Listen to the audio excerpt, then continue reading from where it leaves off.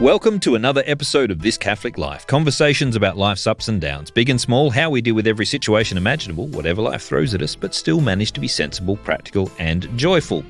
Now that I've said all those sensible and practical things, I'm now going to introduce a topic that's about as nonsensible. We're going to talk about The Mandalorian and related sci-fi. Now, what are a bunch of good Catholic lads doing talking about science fiction as if it matters when we've claimed that we are sensible, practical and joyful? To have this discussion, I'm joined by our resident geek and specialist in these areas, Rian Galliott. Welcome, Hello. Ryan. Thanks, and Peter. Fast becoming our backup geek and in all other things, Ben. Welcome, Ben. I think that's my new job description. I'm going to Backup put that on my geek. business cards. Backup This geek. Catholic Life Australia backup geek. On call whenever you need him. I'm sorry, I didn't bring my Batman shirt though, but I could have. Well, that's Whenever I it, 'cause you're watch the backup, so. Whenever I watch those credits, they always have First Boy as one of the... First geek. All right. So what is The Mandalorian? We better say, for those people who've never heard of this thing, The Mandalorian is The way. It is the way. It is the way. The Mandalorian is a show that has been streaming on Disney Plus, and it is part of the Star Wars universe. It's the Mandalorians are a creed, or perhaps even a race. It depends on which source you read. Which sort? Yeah. Legends or... Legends of the I think Star for people Wars who universe. don't know, the fact that we're talking about which sources you read about is science fiction. It's interesting that I first came across the word canon, as in the canon of this, in science fiction before I actually learned to study scripture and realised it actually applies more seriously to the Western canon. I might be the same, actually. I'm in high definitely school, the yeah. same. Yep, I had no idea. I was learning about the canon Yeah, well the canon before is the we officially recognised literature of this particular thing. Now, Star Wars is a universe that George Lucas more or less created when he introduced Star Wars: A New Hope to the world as movie number 4. And therefore making the entire thing Yes, confusing. as well as creating it, he's also done his best over the years to destroy it. Which is an interesting dichotomy. See, this is it. People have roles. We need a first writer and a producer. So when the first movie was produced by somebody else and he was the creator, that worked fine.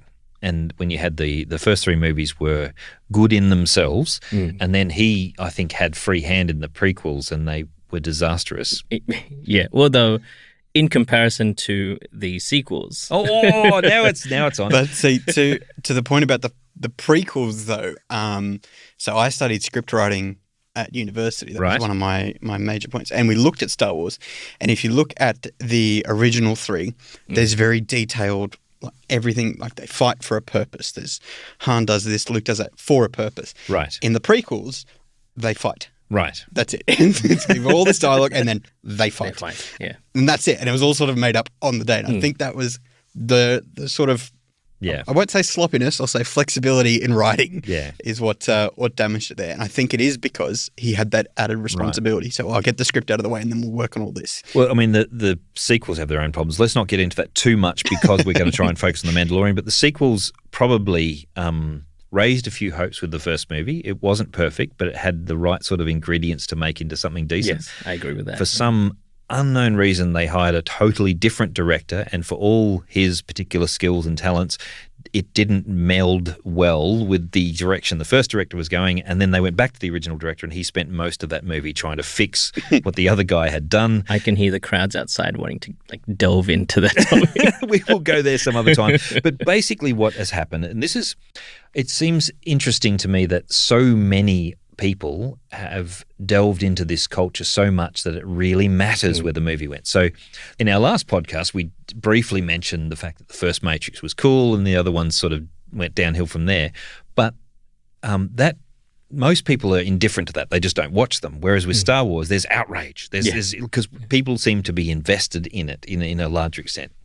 Well, a lot of what's interesting with Star Wars in that situation is a lot of it was built up. A lot of the fan base was built up in between the movies, right, with the independent authors and creators coming along and developing the universe. Yes. And it's something that in the TV series since then, Clone Wars, Rebels, and now The Mandalorian, they've built on elements of what others have created. Now, let's be clear. Clone Wars and Rebels are cartoon series. Animated series, yeah. And I have to add to this, because it's very much a part of my repertoire, is the Old Republic, which is a computer game. There's been many computer games, lots of different computer games, which are set, up to 1,000 years before the Star Wars movies in a pre-existing universe. So it's quite a well-developed universe. That's Right. When we talked about canon, there are things that are officially part of the universe, and there are things that are sort of the fan fiction side of things.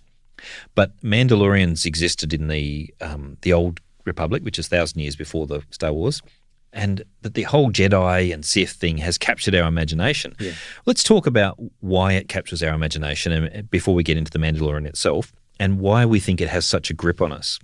I think there's a tie back there to the use of storytelling, Right. and mythology that go back to the ancient world, which is Sure. very much speaks on and talks about the human condition.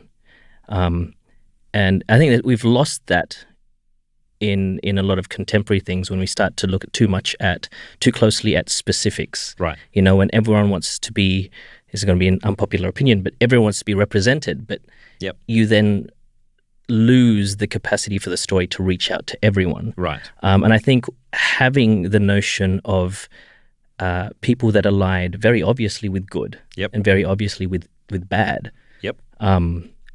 there's something there that speaks to a bit of that cultural and I guess the human condition in a broad sense. I was going to say the same thing. The fact that we have a lot of movies these days where the bad guy, they try to make relatable in some way. That there's something about him that you can sort of go, I see why he's doing that. Like think Thanos in the Avengers. Well, okay, there is overcrowding. A lot of people are concerned about the environment and all that stuff.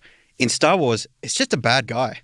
There's just this bad guy and his bad mate trying to take over the universe. That's right. And there's no real grey area. This is the really interesting thing. It's like a Western in space. These are the bad guys, and they're bad because they wear the black hats, and the good guys over here wear the white hats. And of course, they reverse that for Star Wars. Big change. The good guys, the good guys wear black, and the bad guys wear white. But the point is, some people criticize it because it's too simplistic. But I think there is an appeal in the fact that good and evil fight off against each other. We've got that dragon slaying thing. Lord of the Rings is a bit similar, though, or rather, it's more similar in terms of the Lord of the Rings because that came first. But what I've noticed about it is the bad guys, the ones you can see, are utterly corrupt. Like when you look at the Sith Lord, who the Emperor, he's just utterly corrupt in that first set of movies. But there are some people who are masquerading as good guys who are being corrupted and gradually becoming evil. But the good guys themselves, even the best of guys, have to fight that corruption. And that's kind of like a parallel to Lord of the Rings. And you have, even the good guys have to fight that, but the bad guys are the ones who've given up, if you like, or gone all the way with the bad stuff. We like the whole desperate stand against evil and that sort of thing. Well, it's so relatable to what we're doing. I think the Catholics listening to this will relate very much to we know where the good guys are and we're being pulled to the bad guys. Yeah, I don't know, because I come out of Star Wars and go, where's my lightsaber? Well, there's that too, but we're on a Catholic podcast. Even if I could identify, the Sith Lord as, I don't know, the head of a particular political party, let's say, even if I could simplistically identify the Sith Lord as that, it does not got the same grab. I can't go and grab my sword or my lightsaber. Quick to the bat. Well, I think there's that throwback to the sort of what Box was saying before, that the ancient, just mighty warrior taking on with the added mix of it's electric. It's a laser. It's exciting and new and if I could play devil's advocate to my own message earlier, is that you then have shows like Daredevil, right, where the Kingpin was a wholly relatable character. Yes, and that was just part an absolute thug, by the way. Yeah, but there was part of the charm of the show is that a lot of people felt that they could identify with the character. And so there's still that sort of tension between this idealized, general concept of the human experience versus this specific situation. Right. There's a cry for simplicity, though, and I think in the attraction to Star Wars, in that it is black and white or red and blue. I think Star Wars fits in a very interesting part of sci-fi that takes on that fantasy as well that we see in things like, high fantasy. Yep. In that they purposely say, a long, long time ago in a galaxy far, far away, and there are still notions of like space wizards and so it's sci-fi but also calling back to spaghetti westerns and fantasy. Yep. In that sense. Well, let's dive down to The Mandalorian itself. One of the reasons I immediately latched onto it is that the characters themselves, the Mandalorian sort of order or race or whatever they are, feature highly in earlier literature, and in fact, we're kind of cool in the game, The Old Republic, and then related games. But I have to say, I was terribly disillusioned after the last movie, the ninth one, and I just wanted something not to suck. Like I went into the Mandalorian going, please don't suck. Now, I mean, that's a fairly low bar. I think that's how we all head into every Star Wars these days. Anything new that comes out, we go in like, all right, we're here. Just don't be awful, and I'll come back for the next one. Sometimes it works, sometimes it really doesn't. I'll and we admit, go back anyway. I was on the same point after the ninth movie. I said, you know what, I'm done with Star Wars.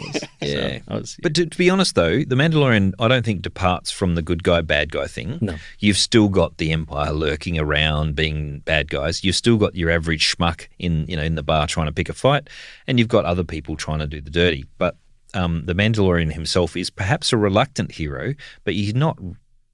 I mean, it's very little time given to giving him any hard edge. I mean, he fights hard, but he's every single opportunity he takes up to be the hero.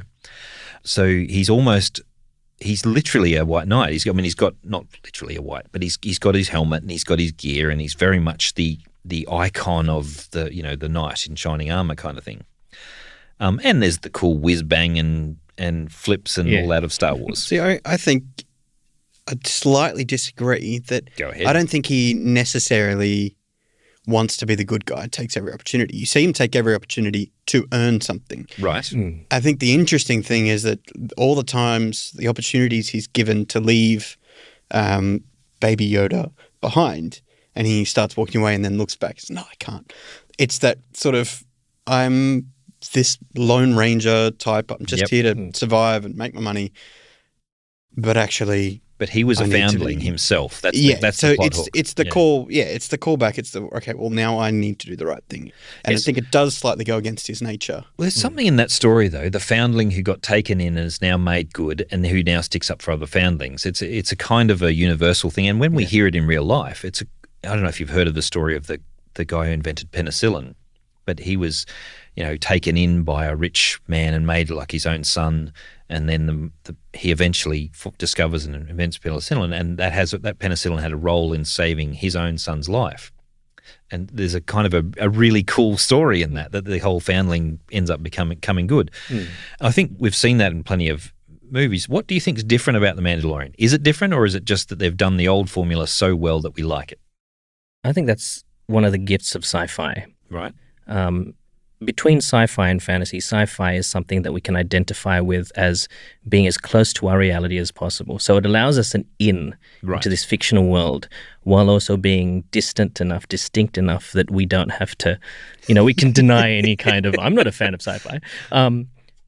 But I mean, I've seen people remake, I've seen books of people having remade Romeo and Juliet as a sci-fi space novel. And I think that kind of refreshing, that kind of reskinning of the story.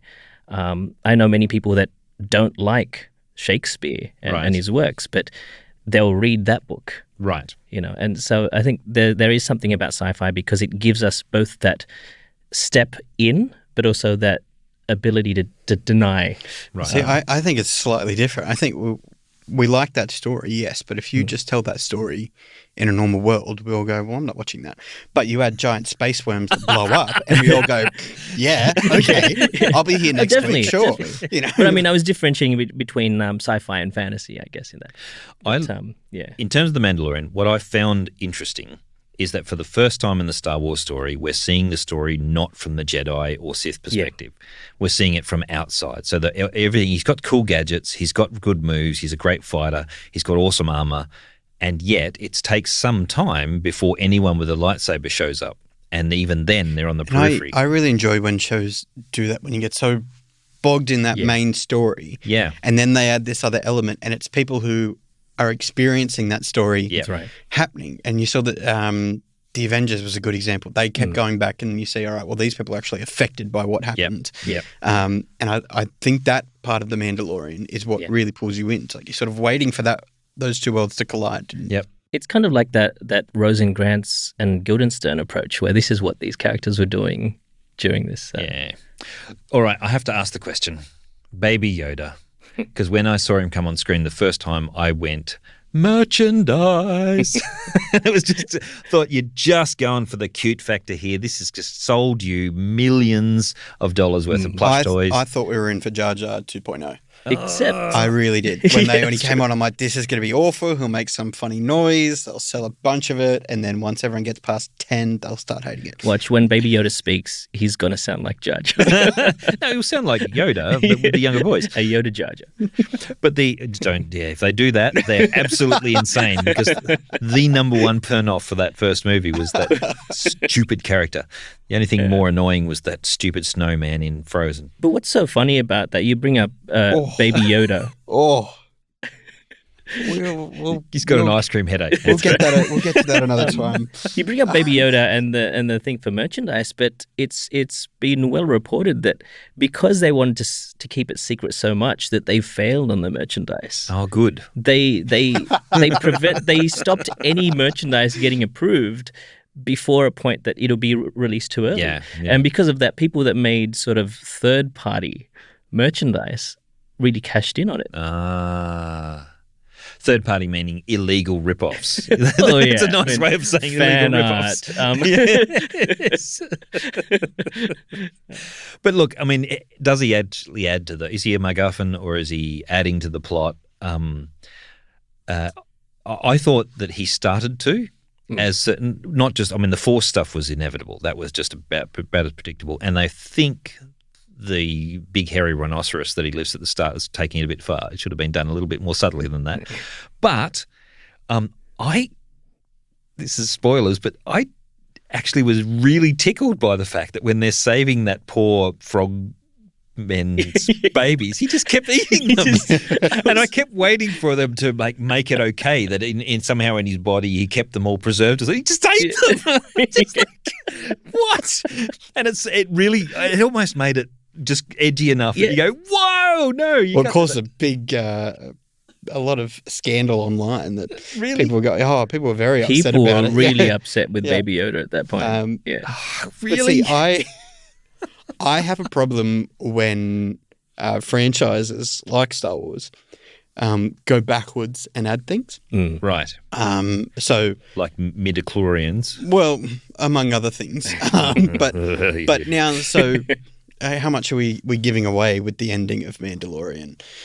Baby Yoda exists, but wasn't there in the sequels. Right. But he was.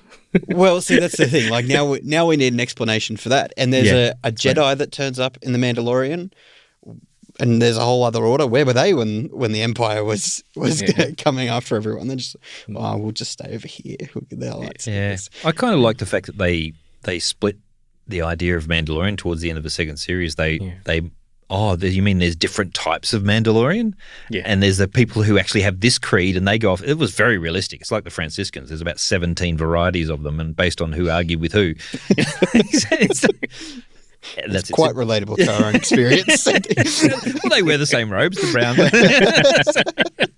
It's funny, when I first saw a Franciscan, I thought he was, cosplaying Obi-Wan. It's gold. That's actually a true story. How old were you at the time? I was Catholic, so I was about 30. Nice. But anyway. So all this is great fun, but what is there to be learned, and why would Catholics bother with it? Is this just some sort of boys and toys thing, or is it something that's worthwhile doing? What's the good side of being into sci-fi, particularly The Mandalorian? Give me a moment. I think how to justify my insane habit. To what I was saying before, I think sci-fi offers, because it's got all the cool stuff and the exploding space worms and all that sort of stuff, it offers an opportunity to teach younger people, particularly young boys who respond well to that sort of stuff, some actual lessons. Right. Star Wars in particular, that even though you may not know what's going on, it may be sudden, but when you get the call, you are able to stand up and to fight for what is right. And the ordinary guy actually matters. Yes. Yeah. The fight is all the way to the ordinary guy, and that matters. I think as well that, I mean, we know now that Luke wasn't the ordinary guy. Yeah, Luke boy didn't of know destiny, that. yeah. Luke had no idea. As far as Luke was concerned, he was an ordinary guy being called to do something extraordinary. Have you seen the meme of what Luke and Leia were doing at the age of 19? No. And Leia was, in the Senate, and she was, brokering peace deals and stuff like that. And the picture they chose of Luke was playing with a little small toy in his bedroom. he was it, shooting womp rats. Yeah. Or whining to his uncle. But in terms of actual, firstly, I would say other people watch it, and it's something to talk about. It gives you it's kind of like if I used to talk about books, if I'd read Hornblower or read C.S. Lewis or read, sorry? Nerd.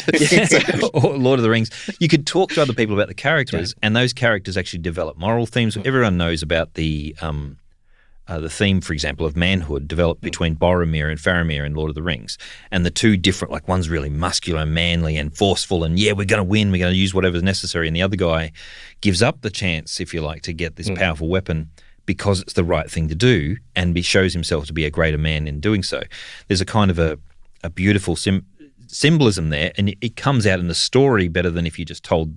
Yeah. Because we respond to stories. And that reflects we respond to the stories, and I think when it comes to television and movies, they are a contemporary style of storytelling, and people have always loved storytelling and even fiction because of the fact that we gain life experience through witnessing the characters and the choices they make. And when talking about masculinity and manhood and just decent human being, you see the beginning of the first episode, the Mandalorian Din Djarin shows himself to be quite a capable bounty hunter and quite ruthless and deadly. And you see from the moment that he meets Baby Yoda, this transformation in him that later grows to a protectiveness and I would say a genuine love for this other person. Yeah. And I think that's what we attach to is the concept of, you could almost say, salvation, of the changing power of love. I think it does demonstrate really well the transition that men will have to go through at some point in their lives, from single, carefree to protector, provider. I would say it goes further than protector, though. He starts just as a protector and he goes looking for safety, but then it develops into he wants Yoda to flourish into who he's supposed to be. That's right. Yes. And so he goes seeking a way, and that maybe involves him stepping out of the picture. Yeah. And it's a really important stage that he goes through. I think it's actually a really good sort of analogy for parenthood, in fact, because he starts out as this very helpless. He has to handle everything. He has to protect, and then it develops into a much more different relationship as he goes, and he eventually has to think about letting go, which is pretty cool. We're getting towards the end of this, so what about? So, firstly, we're all watching the next series, right? Yeah. Yeah, undecided. Look, oh my goodness! I definitely want to say yes. Okay. Yeah. Okay. Well, there's been one or two things going on behind the scenes, as usual in Hollywood. There's sort of controversy between actors and things, but we're not going to go into that because, frankly, if we went into the moral lives of every single actor that did every single show, we would never watch a show. So, in terms of the show itself and all sci-fi, I would say that there's probably some value in these things. Sci-fi gives you the opportunity, just like fantasy and other things, even other kinds of fiction, to explore themes which are important. And we do respond to storytelling as a human race. We tend to respond much more to stories, which is why the lives of the saints, for example, are such powerful things. Well, I mean, even Christ taught with parables. Yeah, with stories. Yeah. And they had fantastic sort of unlikely circumstances in them. In fact, there's a number of books in the Bible that use hyperbole to make their point about a particular thing.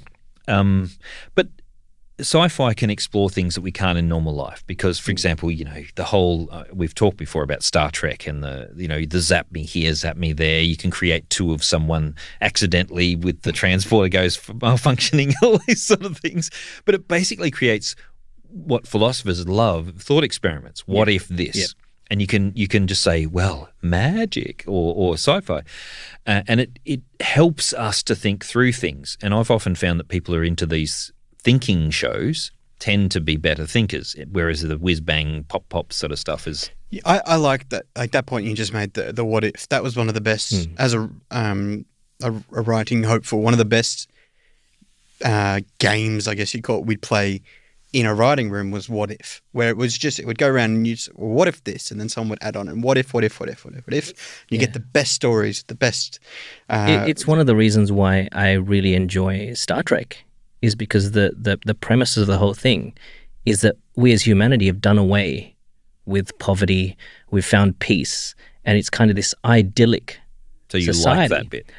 But it comes down to, if that's the case, what does it look like? Is there any drama left? Yeah, and I like, as someone who studied philosophy, that I like that experiment, that adventure of what does that mean when A, B, C, D happens. I think Stargate did that really, really well. I love Stargate. Too, with the what if. Whereas literally we're going to walk through this gate.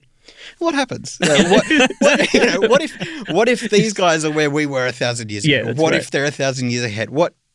Who knows what's going to happen? Every episode's different. We're just going to walk through and find out. Yeah, cool. Yeah, that's right. So, well then, what sci-fi series are worth watching? If someone enjoyed The Mandalorian or wanted to get started into something, what other things are out there? I think we were talking just before this show come on with someone else about Fringe, which is a much more an adult show, but it's very much an exploration of the kind of sci-fi. It's very much a parallel kind of universe to us.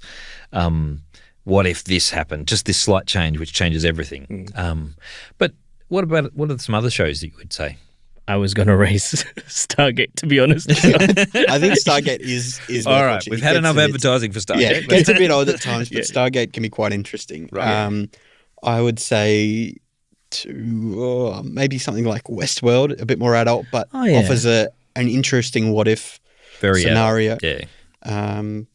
Box, this is more your area than mine. I've found, I'm still catching up on heaps of series. People just tend to tell me what to watch, and I binge watch them. But I've had my eye more on movies now that are coming up, like Raised by Wolves and things like that, and what kind of things they're trying to tell us. I haven't watched it yet. So, well, actually, speaking of movies coming up, some people will cringe when I say this, but I've been preparing for Godzilla vs. Kong by rewatching, and as subtle philosophy of as ridiculous as they are, I do like the question. Well, what if?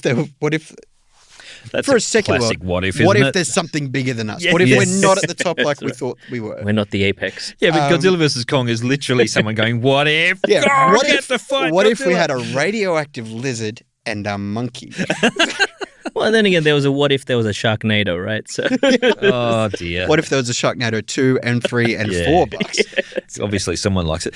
I would say the Expanse series is one for me. It is actually very gritty and probably adult again, but it's very gritty and it's very much along the lines of, I think, a bit more realistic. I mean, the Star Trek thing is too sort of clean. I think everything. We all get along. We're all the same government. Everything. The Expanse is this mess of politics in space, and then something huge comes in and interrupts it, and then they're just completely a mess still. And they're more interested in the fight that they're having with each other than this earth-shattering, universe-changing events that's happening on the side. Well, I mean, I would argue on the side of Star Trek, just for the point that the premise is that there is peace, but it does illustrate that conflict still exists. I like, though, in the new movies for Star Trek, in the third one, they have a story about the sort of that forgotten crew. Yeah. And so it's sort of like, yes, everything's perfect, but who have we forgotten? Like who's being overlooked because we're all so happy? Who did we use to get where we are? Yes, exactly. And look, even within the Federation, there are still people who are climbing ladders, and still people who want to put things up. In a world that's hypersensitive to, you can't talk about the Nazis, you can't talk about this, you can't talk about that war, you can't talk about that one. it's hypersensitive about racism and everything. Sci-fi almost provides us with a kind of a free rein that you can create a world that maybe doesn't offend everybody, and that you've just got a whole bunch of different people, and you can talk about racism without actually dealing with any races. You can talk about different prejudices and things without that, and you can talk about heroes outside of the context of trying to advocate for a current political reality. I think that's its value, and I think that not just its only value, but it's one of its key values, and also that frankly being entertained while we're being developed as a human being is not a bad exchange, I think. That's probably it for this week's podcast. If today's discussion got you thinking or arguing, or you think we should be watching maybe Jane Austen or something else, I'm quite happy with that, but Ben's out for that one. No. He's out. We might get Ben back for that one. Don't feel the need to invite me for that podcast. You can continue the discussion on Facebook, Instagram, Twitter or Discord. We'll be back next week. Thanks for listening to This Catholic Life.